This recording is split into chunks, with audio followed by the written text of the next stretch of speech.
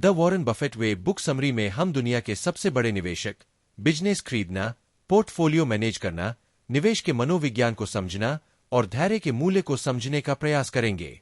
लेखक रॉबर्ट जी हैगस्ट्रॉन द्वारा लिखित the way of Warren Buffett 3rd addition book के माध्यम से वॉरेन बफेट के सिद्धांतों और निवेश रहस्यों को उजागर करने का प्रयास किया। यह बुक हमें बताती है कि कैसे एक ग्रेट निवेशक अपने लिए निवेश का चुनाव करता है और धैर्य के साथ अपने निवेश निर्णयों के साथ बना रहता है, तब कहीं जाकर वह अंत में भारी दौलत बनाता है। निवेश करना एक बात है और अपनी निवेश निर्णयों पर टीके रहना एक और बात है।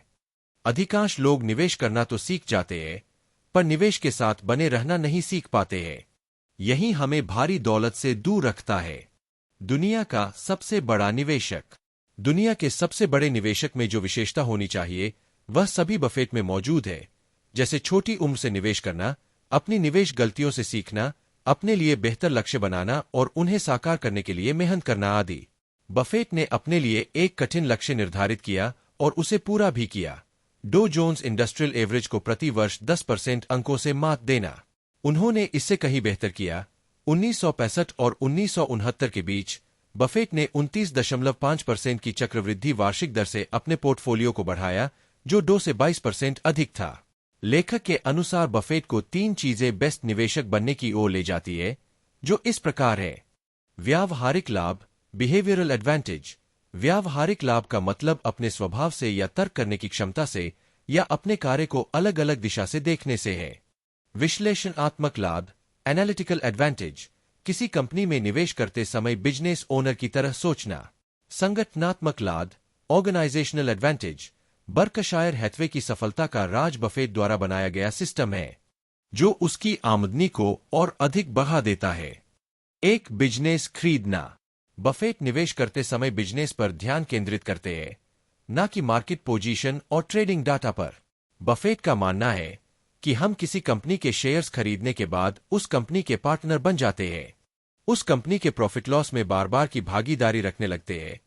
इसलिए हमें किसी कंपनी को खरीदते समय कुछ प्रश्नों के जवाब अपने से और उस कंपनी में पूछने चाहिए ताकि हम एक बेहतर बिजनेस खरीद सके। वॉरेन बफेट के ये प्रश्न और सिद्धांत कुछ इस प्रकार है। बिजनेस सिद्धांत। क्या बिजनेस सरल और समझने योग्य है? क्या बिजनेस अपने इतिहास में बेहतर करता रहा है? क्या बिजनेस की दीर्घकालिक संभावनाएं अनुकूल है? मैनेजमेंट सिद्धांत। मैनेजमेंट अपनी अर्निंग के साथ क्या करती है? क्या मैनेजमेंट अपनी गलतियों को शेयरधारकों के सामने रखती है या नहीं? क्या मैनेजमेंट अपने नियमों और लक्ष्यों को फॉलो करता है या बदलता रहता है? फाइनेंशियल सिद्धांत। प्रति शेयर आय पर नहीं, बल्कि रिटर्न ऑन इक्विटी पर ध्यान दें। कंपनी मालिक की कमाई को कैलकुलेट करें। हाई प्रॉफिट मार्जिन वाली कंपनियों की तलाश करें। रखे गए प्रत्येक डॉलर के लिए यह सुनिश्चित करें कि कंपनी ने कम से कम $1 का बाजार मूल्य बनाया है। मार्केट सिद्धांत। बिजनेस का मूल्य क्या है? क्या बिजनेस को उसके मूल्य से महत्वपूर्ण छूट पर खरीदा जा सकता है? अपने पोर्टफोलियो को मैनेज करना। निवेश करने के साथ हमें अपने पोर्टफोलियो को मैनेज करना भी जरूरी हो जाता है, क्योंकि प्रॉफिट मार्केट में सही समय पर निवेश लेने और धैर्य के साथ इंतजार करने से बनता है। और किसी पोर्टफोलियो को मैनेज करने के लिए हमें अपने निवेश और निवेश करने के कारणों के बारे में पता होना जरूरी है। आज के समय में 3 प्रकार की इन्वेस्टिंग के लिए पोर्टफोलियो मैनेज करना होता है। यह निवेश रणनीतियां कुछ इस प्रकार है। Active investing. Active portfolio manager अपने पोर्टफोलियो को मैनेज करने के लिए एक्टिव होकर कार्य करते हैं, जिसमें लॉस होने पर एग्जिट करना और प्रॉफिट होने पर चलने देना शामिल है। इसमें अधिक खरीदने और बेचने के कारण चार्जेस अधिक हो जाते हैं। Index investing. यह निवेश खरीदो और होल्ड करो के सिद्धांत पर कार्य करता है और इसमें पैसिवली अपने पोर्टफोलियो को मैनेज करना होता है। यह निवेश उन लोगों के लिए है जो निवेश के बारे में कम जानते हैं। Focus investing. जो लोग मार्केट को समझते हैं और मार्केट को समय दे सकते हैं, उनके लिए फोकस निवेश एक बेस्ट विकल्प हो सकता है।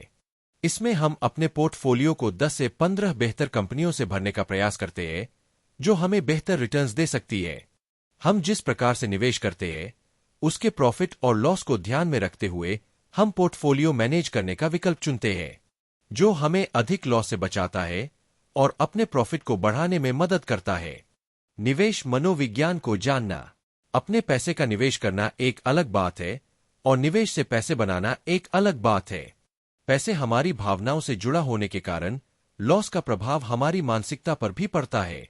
इसलिए हमें अपनी निवेश मानसिकता को समझना जरूरी है।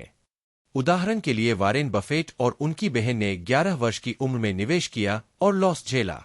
उस लॉस से बफेट ने सीख ली और उनकी बहन ऐसा नहीं कर सकी। यही मानसिकता का फर्क है। कुछ लोग लॉस को स्वीकार कर पाते हैं और कुछ नहीं। लेखक हमें कुछ फाइनेंशियल बिहेवियर के बारे में बताते हैं जिनके बारे में हर निवेशक को जानना और समझना जरूरी हो जाता है। अति आत्मविश्वास के जोखिम से बचना, अति रिएक्टिव भावनाओं को मैनेज करना, नुकसान को स्वीकार करना, ना कि इससे बचने की कोशिश करना। हर पल अपने निवेश को देखते न रहें। कम समय में होने वाले नुकसान को देखकर अपना निवेश न छोड़े। दूसरों के कामों या निवेश नीतियों का आंख बंद करके अनुसार न करें। भावनात्मक जाल को मैनेज करें। भावनाएं तर्क से ज्यादा मजबूत होती है, इसलिए डर और लालच स्टॉक की कीमतों को कंपनी की इंट्रिंसिक वैल्यू से ऊपर और नीचे ले जाते हैं। बफेट कहते हैं कि जब लोग लालची या डरे हुए होते हैं तो वे अक्सर मूर्खतापूर्ण कीमतों पर शेयर बेच देते हैं। धैर्य के मूल्य को समझना। निवेशक और ट्रेडर्स दोनों के लिए समय सीमा मायने रखती है। एक निवेशक निवेश कारण उसके अनुसार होने तक अपने निवेश में बना रहता है और धैर्य के साथ निवेश कारण बदलने का इंतजार करता है और अंत में निवेश कारण बदलने पर उस निवेश को छोड़ देता है। वही एक ट्रेडर अपने ट्रेडिंग सेटअप का धैर्य के साथ इंतजार करता है और सेटअप आने पर ट्रेड लेता है और उसके बाद उसे टारगेट और स्टॉप लॉस हिट होने का भी धैर्य के साथ इंतजार करना होता है। तब कहीं जाकर वह प्रॉफिट या उस ट्रेड से सीख पाता है। लेखक हमें लंबे समय के लिए निवेश करने और धैर्य के साथ इंतजार करने के अनेक फायदे बताते हैं, जो इस प्रकार है। शॉर्ट टर्म लॉस से बच जाते हैं क्योंकि प्रॉफिट लॉन्ग टर्म में ही देखने को मिलता है। कम खरीदने और बेचने से टैक्स और चार्ज भी कम हो जाते हैं। भावनात्मक उतार चढ़ाव का हमारे पोर्टफोलियो पर अधिक प्रभाव नहीं होता। चक्रवर्ती ब्याज हमारे पैसे को बढ़ाने में मदद करता है। समय और धैर्य एक ही सिक्के के दो पहलू है। बफेट की सफलता उनकी कंपनी द्वारा खरीदे गए आम शेयरों और पोर्टफोलियो के साथ धैर्य के साथ लंबे समय तक बने रहने से है। तेज गति वाली इस दुनिया में बफेट जानबूझकर धीमी गति से काम करते हैं। वे अलग थलग रंग से अपने निवेश के बारे में सोचते हैं। इस आलसी रवैये का मतलब आसान मुनाफे को छोड़ना है और बड़े मुनाफे को पकड़ना है। इस तरह वे निवेश के द्वारा पैसों के पहाड़ बना लेते हैं। निष्कर्ष। The Warren Buffett way book summary में हमने 5 महत्वपूर्ण बातें को जाना, जो इस प्रकार है। पहली, वॉरेन बफेट क्यों दुनिया के सबसे बड़े निवेशक कहे जाते हैं। दूसरी, निवेश करते समय हमें बिजनेस खरीदने की मानसिकता अपनानी चाहिए। तीसरी, हम जिस प्रकार के निवेश विकल्प चुनते हैं उसके अनुसार हमें अपने पोर्टफोलियो को मैनेज करना आना चाहिए। चौथी, निवेश करते समय हमें अपनी निवेश मानसिकता के बारे में पता होना चाहिए। और पांचवी, निवेश धैर्य के बिना हमें पैसे बनाकर नहीं दे सकता।